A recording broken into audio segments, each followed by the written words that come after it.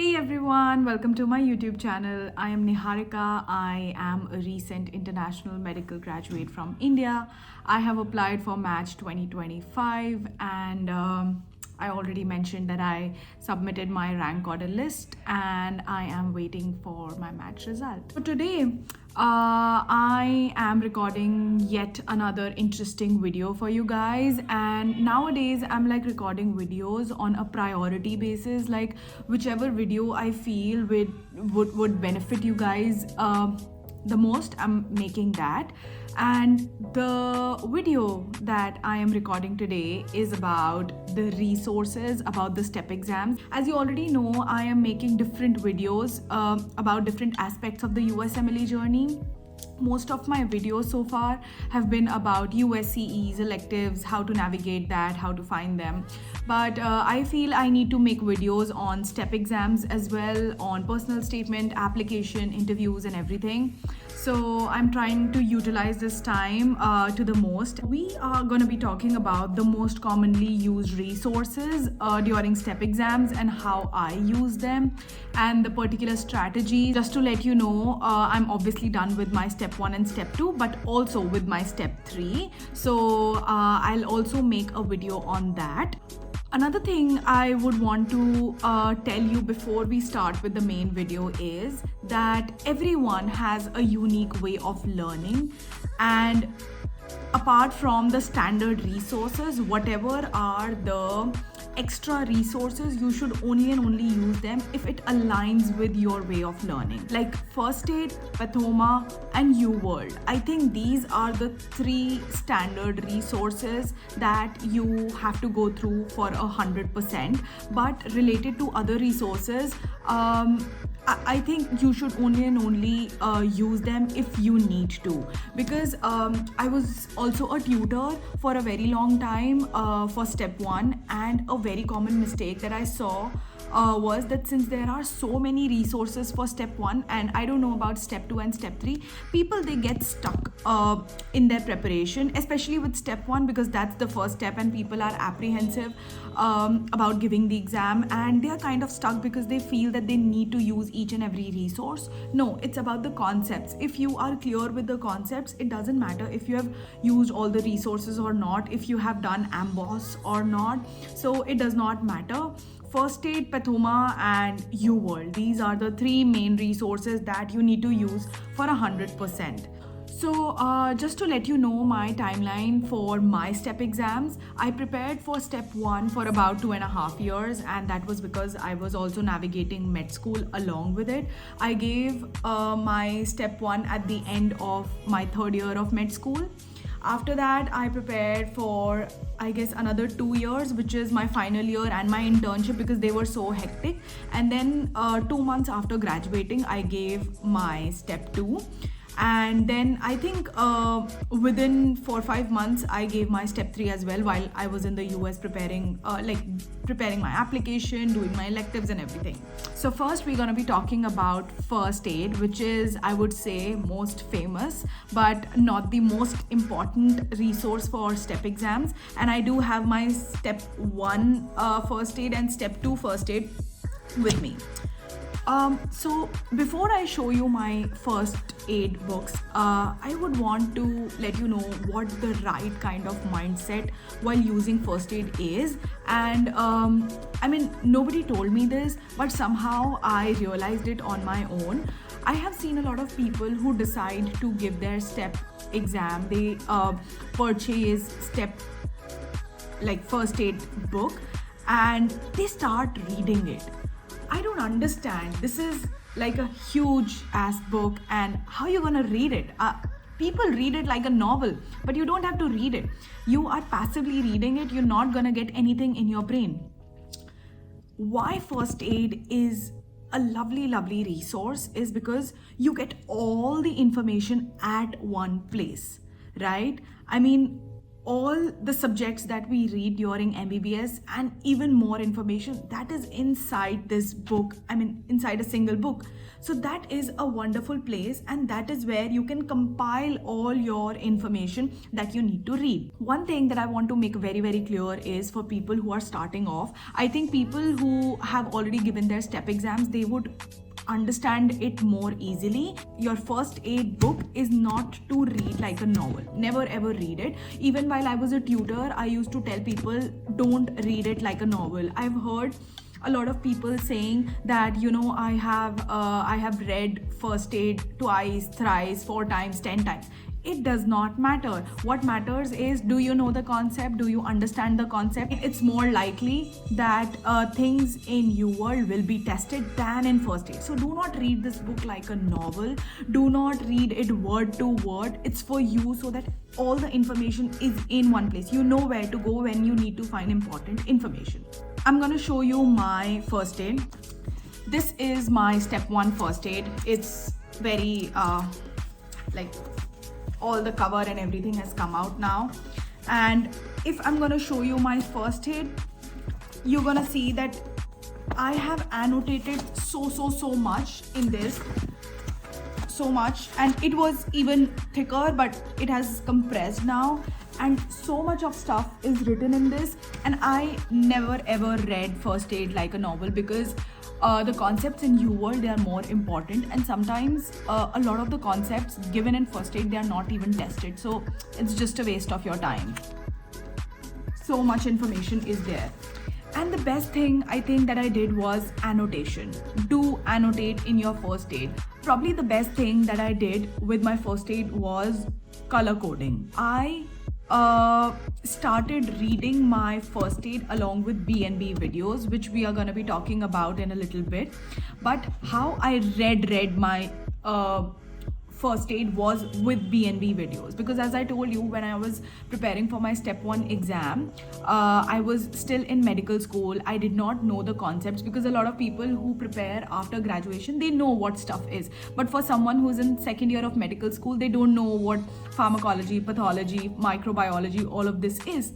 So I did BNB videos which had all the major concepts and everything, and then I started annotating it in my first aid with a blue pen. When I did UWorld, I used to annotate all the important concepts and points with red pen, so that if I'm on a time crunch, even for my medical school exams, and I need to go through the most important concepts, I know that they're gonna be in the red color. There is a lot of stuff written in my first aid, so much so that it becomes difficult for someone who doesn't know to read my first aid, but I know I've written it and I can understand it. I think that this becomes a thing for a lifetime. Like, it's gonna help me for my whole career if I become a resident, hopefully. So I'm gonna come back to my first aid. I can read stuff, I can go through the most basic stuff, and I will know it all because I've written it. It's like amazing. I just feel that all the hard work that I did while annotating and doing stuff, it's all worth it, because now I have a place to go to when I don't understand stuff.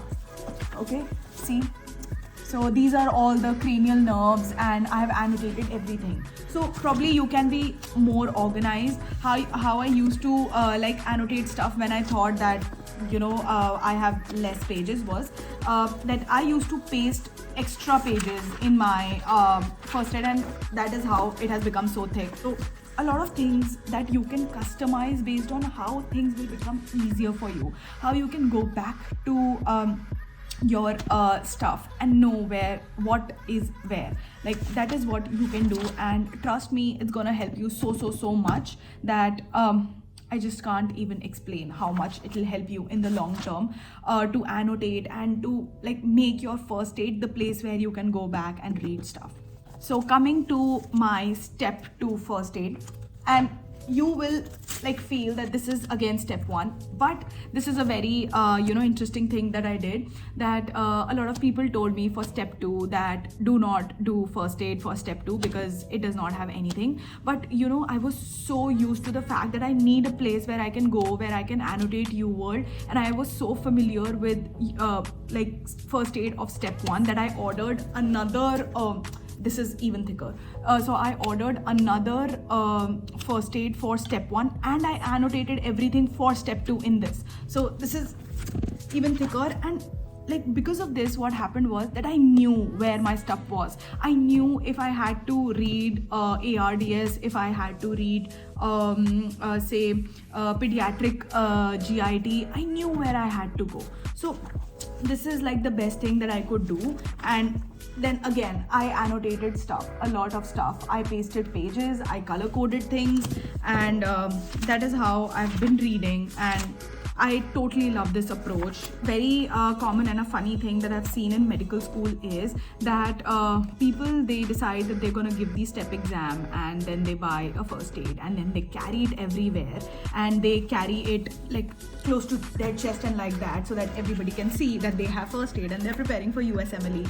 And then everyone is discussing how many times have you read first aid. Somebody's saying 5 times, 10 times, and don't do that. What I used to do was, for easy reading, I used to take pictures of the pages which I wanted to read, like the annotated pages, because I knew where I had to go. I used to make a document with Adobe Scanner, and I knew that my target was like 10 pages of GIT today, and I used to scan that. I had an iPad, and I used to study only those pages in my iPad. I did not have to carry my first aid everywhere. So now we are done with first aid, and now we're gonna jump to Pathoma, which is seriously like my favorite resource for not just step exams but for medical training in general.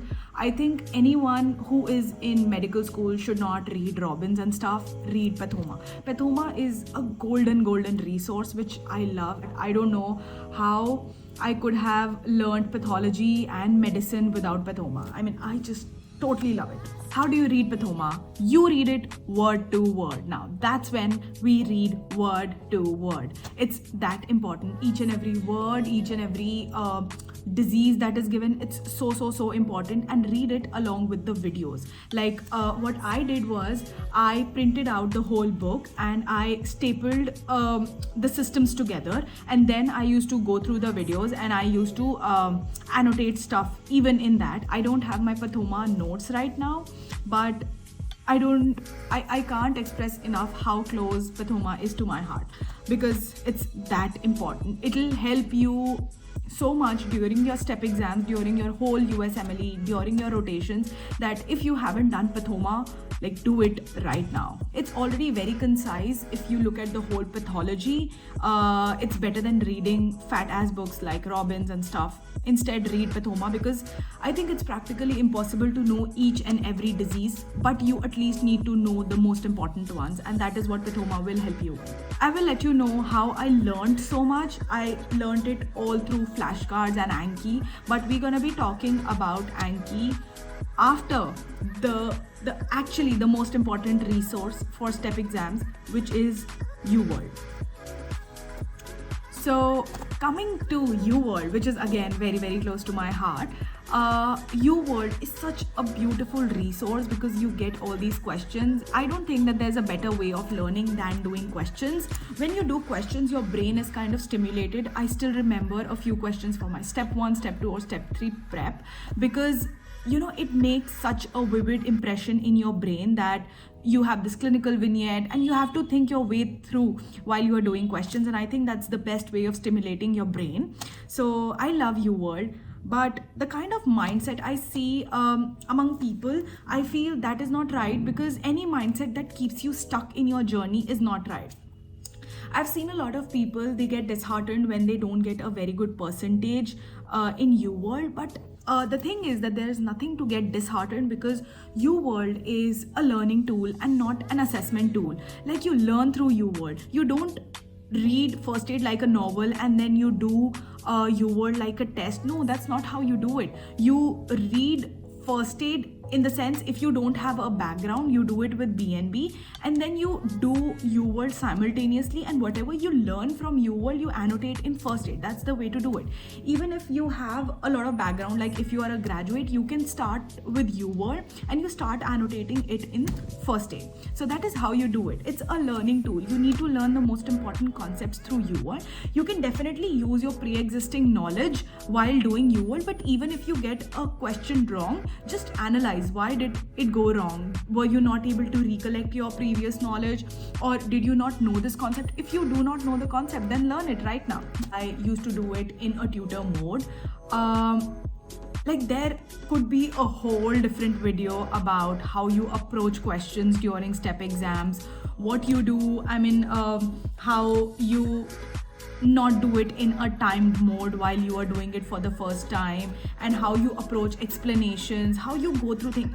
There could be a whole different video on that. Let me know if you want that video. I can make that. But talking about UWorld in general, always try to understand the concept, like what UWorld is trying to tell you. If the concept, like if the answer was say transudate effusion, then don't think that you just need to learn about the transudate effusion, like pleural effusion. You need to understand that they are trying to telling you the concept of pleural effusions in general.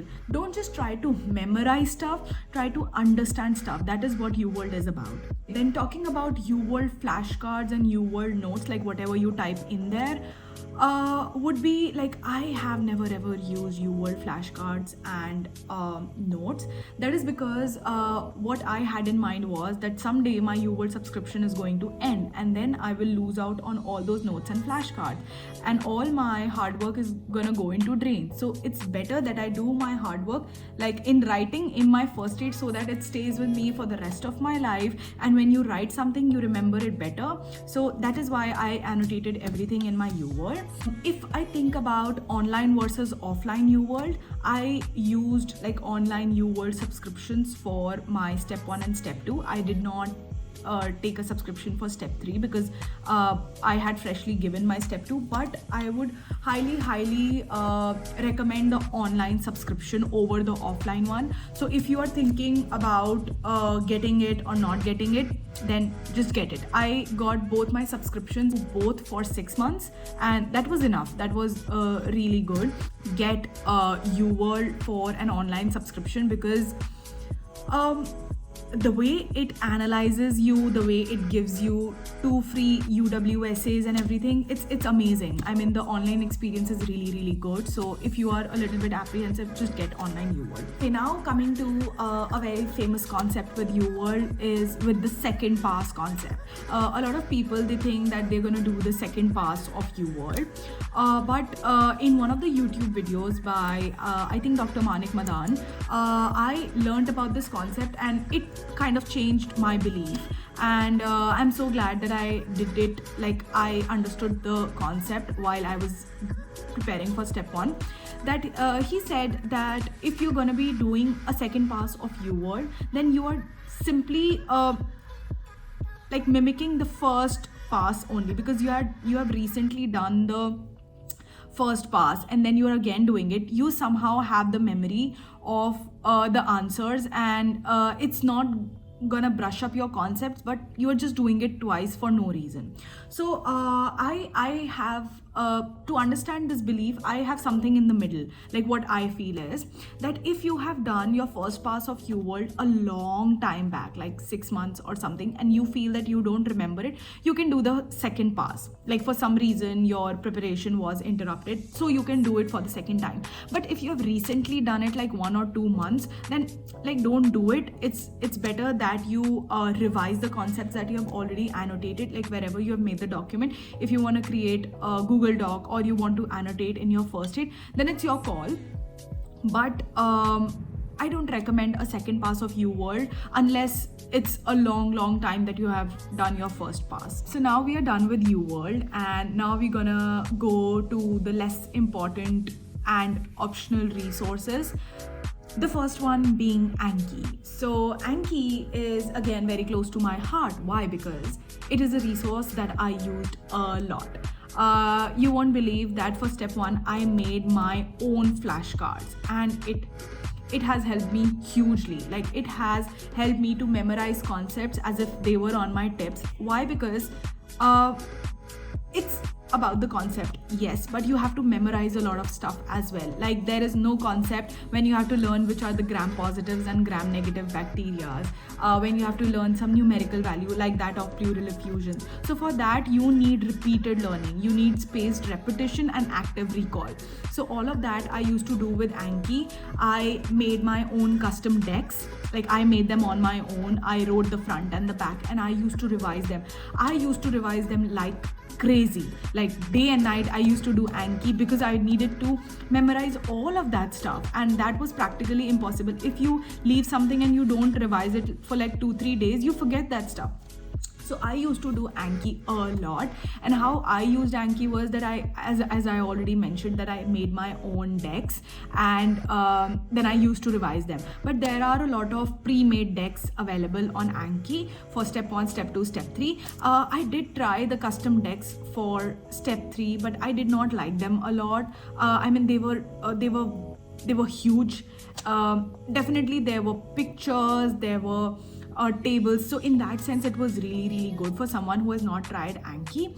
But I made my own decks. That was my strategy. That was because I had time. That was because my mindset was that I have to learn something for life and not just for my step 1 exam. I knew that that knowledge is gonna help me in step 2 and in my medical career in general.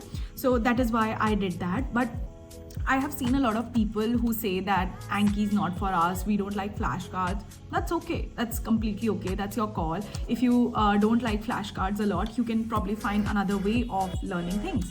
Now coming to another very famous resource that a lot of people use, but I've seen them using it, mindlessly, which is Sketchy. So when it comes to Sketchy and how I used it, I only used Sketchy Micro. There is also Sketchy Pharma, and probably that is because I learned a lot of stuff through flashcards. That is why I didn't feel the need to use Sketchy. I only used Sketchy Micro for those microbes which were difficult for me to remember. I still remember the viruses, the fungi, and I think 1 or 2 microbes, they were a little difficult for me to remember and learn.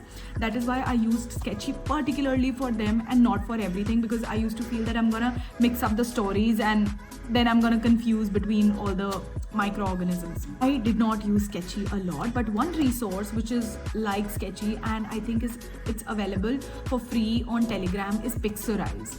So that I used for biochemistry. It has wonderful illustrations that will help you to remember the biochemistry pathways and genetic diseases and like everything about biochemistry so beautifully. So I did I think all the genetic syndromes with Pixorize. I did the purine, the pyrimidine pathways, and a lot of things with Pixorize. You can check that out, but that is a wonderful resource. But I would again say the same thing. Only use Sketchy and Pixorize and stuff like that only if you need to. If you can remember things on your own or in your own way, don't feel the pressure to use all these resources because probably other people who are preparing for step exams, probably your friends or some YouTuber, they are doing it. Like, don't do it, okay?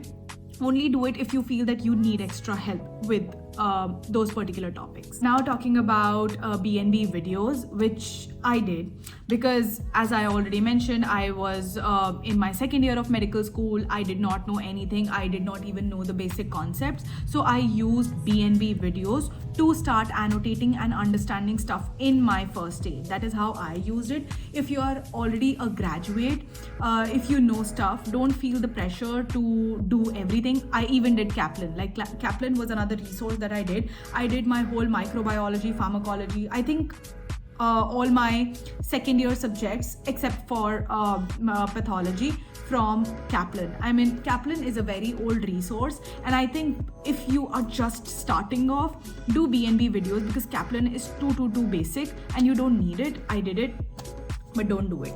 Coming to Amboss, I have a lot of mixed reviews about Amboss. I have never ever done any question bank for Amboss. I've heard a lot of people saying that for step 2 you need to do Amboss question bank, but I did not do it. What I would say is that I have tried the library.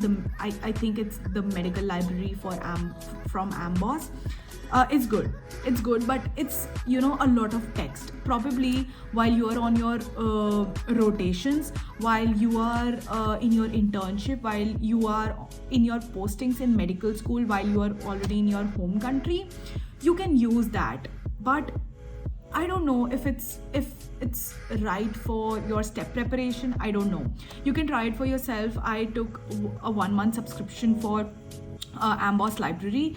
I liked it, but not so much that I can extend my subscription. So you can try it on your own. I have never tried Amboss question bank because I felt that UWorld was more important to me. And if you are so thorough with UWorld, probably you can try Amboss question bank. But I would highly recommend you do quality improvement and ethics question bank from Amboss. Like, I've not done it, but I feel that the questions in UWorld, they are not sufficient. So if you want like extra questions, and because my topics with quality improvement, ethics, and public health and everything, they were not very strong. So I think I should have done Amboss question bank for those particular topics, but not the whole question bank. So we're going to be talking about our very last resource, which is Divine Intervention podcasts. And I feel that people use Divine Intervention podcast while they're preparing for their step 2 exam, but I think they should start early. I think a lot of information given in Divine Intervention podcast can be utilized for step 1 preparation as well, because he talks very basic and then he progresses towards the more advanced the concept. So I feel that it is a very underrated resource. It's a superb resource. A lot of my concepts, they became clear after I used Divine Intervention podcasts. But again, I used it like I only used to do the topics which I felt were important to me. Like, it was very difficult sometimes for me to understand ARDS, so I did ARDS Divine Intervention podcast. If there was a rapid review series and I felt that this whole OBGYN was difficult for me to understand, then I did a whole rapid review series of OBGYN. If you have a lot of time and if you think that you need to brush up your concepts and you need to strengthen your concepts, then Divine Intervention podcast is really good. I even put on those podcasts because they put me to sleep at night sometimes, and it was as if I am subconsciously like listening to him, and they were really nice. Honestly, I really like Divine Intervention podcast, but I can't do them in a complete sense. Like, I cannot listen to all of them. I only listen to the ones which I felt were really important, like the ones with the guidelines as well. So I really love Divine Intervention podcast. And if you're looking for something that can, just help you a little extra with your preparation, then I think Divine Intervention podcast is really good. So that is all, guys. That is all for this video, and I hope you liked this video. I will make separate videos for my step 1, step 2 and step 3 journey, and how the exam day feels like, and what all can you do, and what all did I learn, everything. But I wanted to make this video separately because I wanted to talk about these resources. I hope it helps you. Like, share, subscribe to my YouTube channel. I'm gonna link down my email ID again in case you have any particular questions. Just let me know. If there are any topics that you want me to make any videos on, let me know. And also wish me luck, because the match day is here. I mean, almost here. So I'll see you in another video. Until then, bye bye. Keep working hard. Bye.